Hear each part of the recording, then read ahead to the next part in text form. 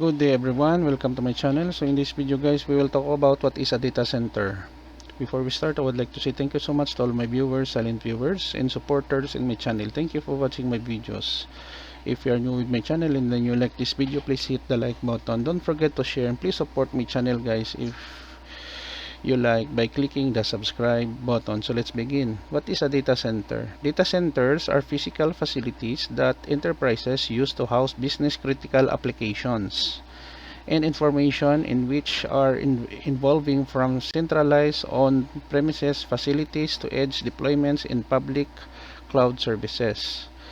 Basically guys, data centers is just like what you call this, a server, but this type of data centers is composed of several hundreds or even thousands of servers that is used for business critical applications like database, e-commerce websites, and applications for government or private companies or corporations.